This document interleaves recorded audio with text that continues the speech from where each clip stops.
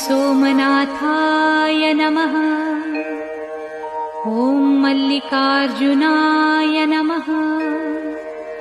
ॐ महाकालेश्वराय नमः। ॐ ओंकारेश्वराय नमः।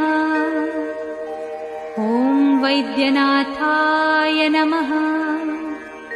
ॐ भीमशंकराय नमः। ॐ रामेश्वराय नमः।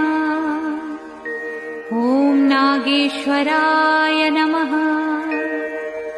ॐ विश्वेश्वराय नमः। ॐ त्र्यंबकेश्वराय नमः।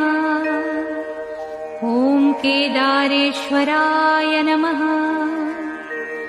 ॐ भुस्मेश्वराय नमः।